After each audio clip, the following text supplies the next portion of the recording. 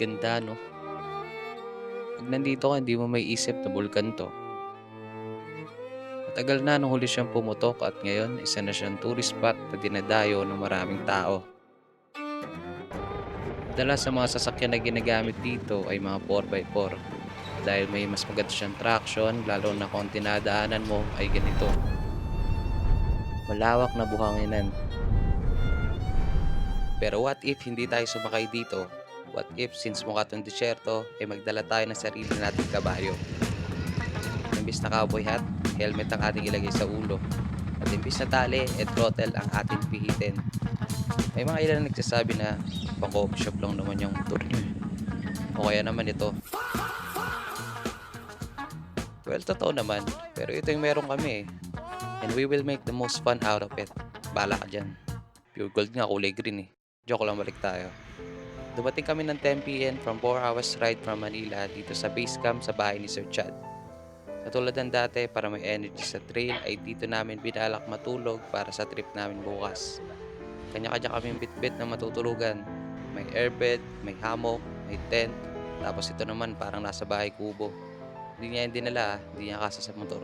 Kinaumagahan, nag-almusal lang kami, nag-gear up na rin kasi 8 a.m. ang target naming take off. Kasi 6 and 7 a.m. lumalarga yung mga 4x4 na mga kasabay namin. Ayaw namin sumabay doon kasi marami yun. 300.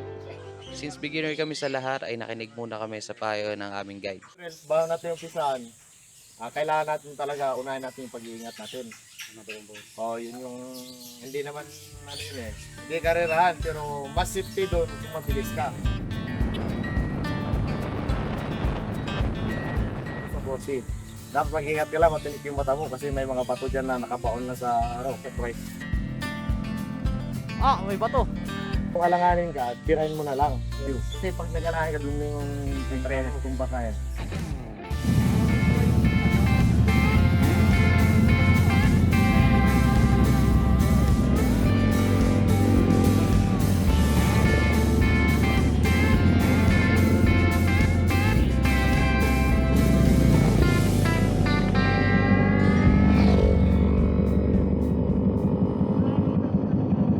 Ikot lang ako. Ay, meron pala dito.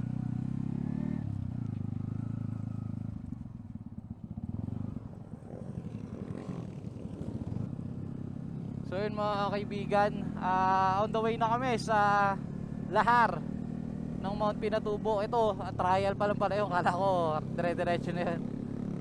Pero ito, babalik kaming kalsada. Hindi ko alam kung ilang minutes pa bago mag lahar ulit. Pero ina-enjoy muna namin yung ganda ng view sa paligid kasi solid. Sakto summer pa, yung mga bundok ay kulay brown. Sobrang lawak. Pag ganito kalawak yung nasa peripherals na mata mo, pakiramdam mo parang lumilipad. Medyo nagulat lang ako sa unang part na to kasi hindi ko na-expect na matubig siya. Good thing hindi naman siya parang kumuloy na lulubog ka na lang bigla. Para lang siyang normal na lupa na nabasa. Kaya kung makikita mo, nakatakbo pa ako ng medyo mabilis.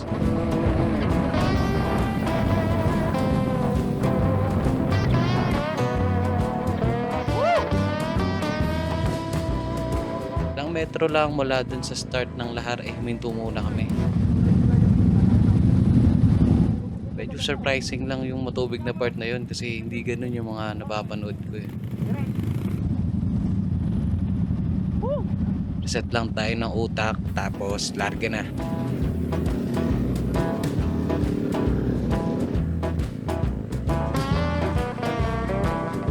Itong unang parte ganito ang senaryo. Halo-halo tubig at lahar. Matutuyo lang saglit at ito na naman uli. Tuloy-tuloy na araruhan sa tubig lang. Bawal magbaba ng RPM. Maintain ang speed para hindi mabalahaw. Kala mo mga nakawala sa haul eh. At pagkatapos naman yan, syempre dito na tayo sa tuyo. Ayun na yung tuyo. Iba naman dito, mas loose kaya mas mabilis makawala ng balanse. Asahan mo na paulit-ulit kay kaimbot yung likod na gulong mo dito. Kailangan mo lang magtiwala sa bewang mo. Pag kumembot yung gulong mo, ikaimot mo lang din yung bewang mo. Huwag mo labanan. May tropa tayo. Medyo nalubog siya sa lahat. Grabe, ang ganda.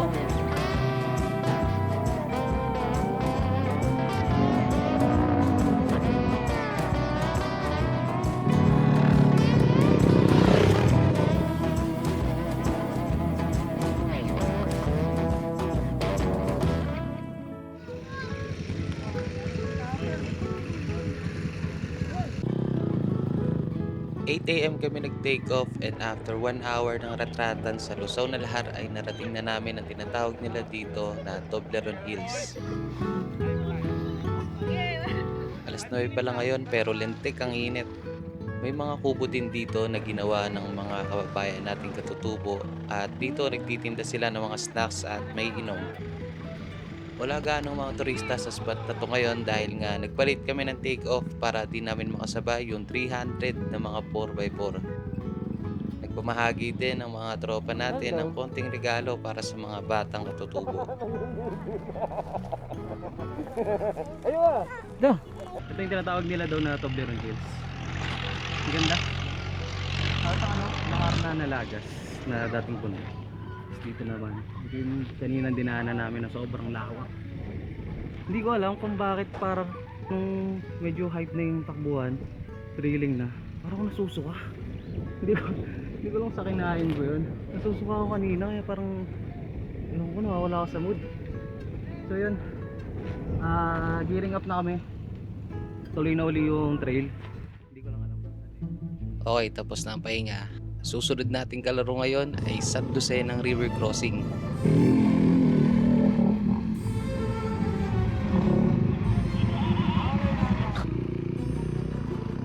Mabuti na lang talaga ay kahit mababaw lang yung tubig ay medyo malakas yung agos. Kaya pagkatapos dumaan ng isa ay mabilis din agad inaagos yung malabong tubig. Kaya nakikita namin kung saan kami part dapat dumaan. Yari kami mga naka-underbelly na pipe. Lubog talaga sa tubig. Isa sa natutunan ko dito bukod sa wag mong bibitawan ng throttle ay dapat relax lang at wag humururot. Saktong takbo lang. Kasi once na makabangga ka ng malaking bato sa ilalim ay malaki yung chance na ma-out of balance at matumba ka. Lagi ako nahuhuli dahil kumukuha ako ng videos. Pero alam ko agad malayo pa lang na may river crossing na naman pag nagkukumpulan na sila. Hindi kasi kami pwedeng magsabay-sabay. Kung saan yung linya na maayos, lahat kami doon dumadaan para less casualties.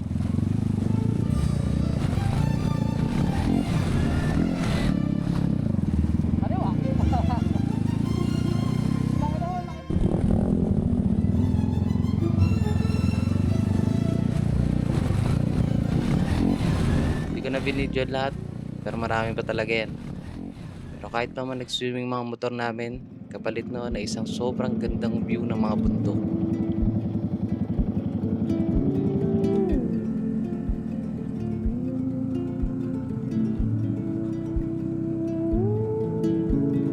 Tumalab Falls. Tumalab.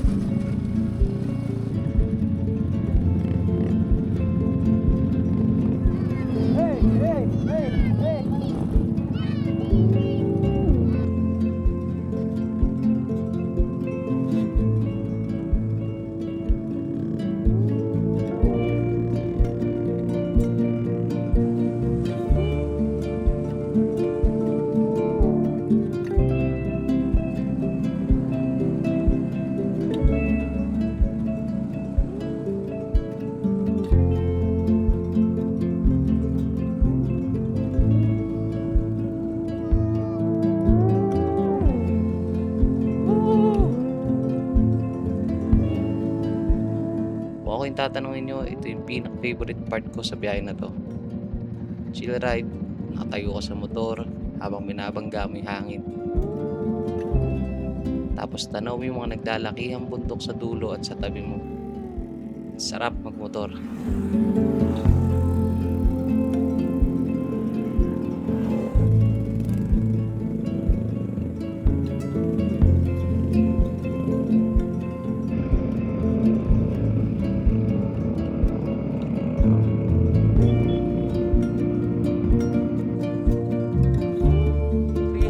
Kagad dami oh. Damn.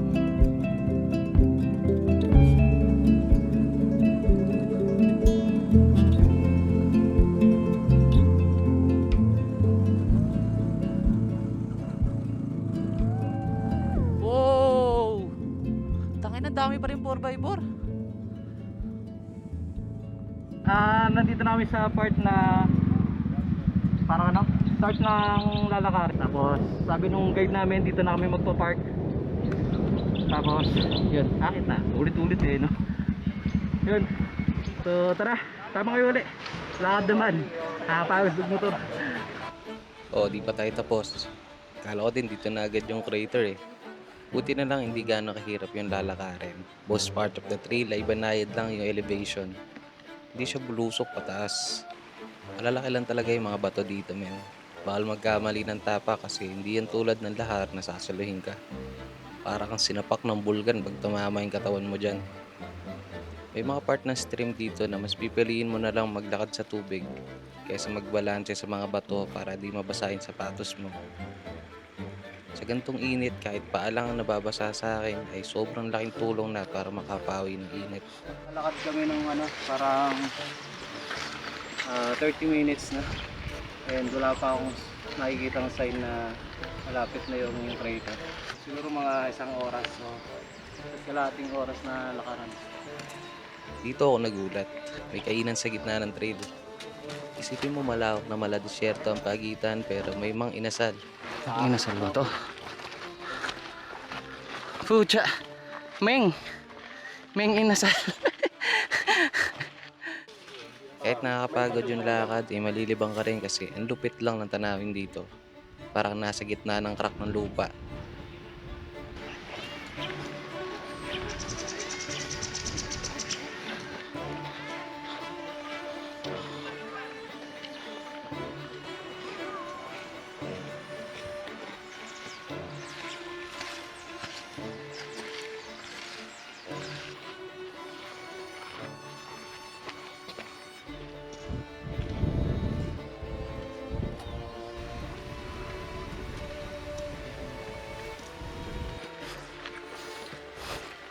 Ang isang puno. Sa Ice Age ko yun nakikita eh. Ito mga halaman na to. Ngayon ko lang to nakita sa wild. Kasi nakakita lang ito sa mga pangmayayaman na subdivision. Yung mga tinatanim nila sa entrance o kaya sa mall. Since maraming 4x4, ibig sabihin marami din tao. Beginner friendly yung trail kaya kahit matanda o kaya naman bata ay dumadayo dito. Since late na tayo nag-take off and umakyat, expected ko na konti na lang yung tao sa taas. Since marami na kami nakasalubong na pababa. 250 meters. Crater.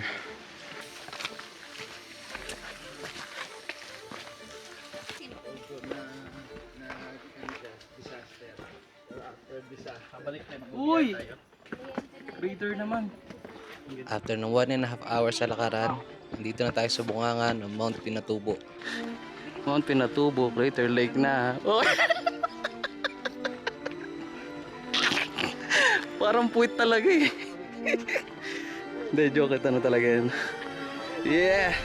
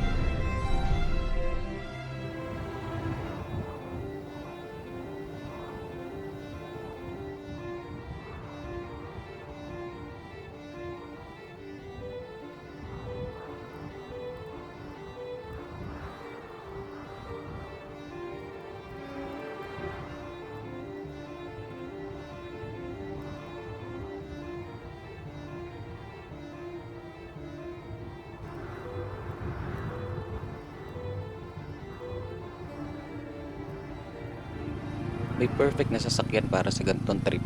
Mas komportable sa lupa, maganda yung kapit at maganda yung handling.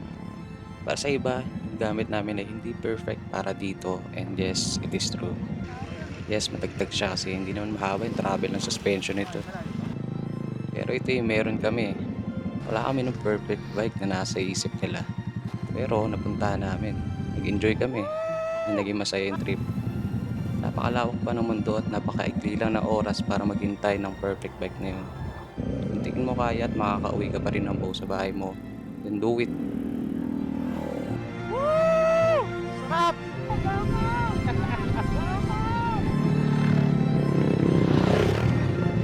Banat, banat!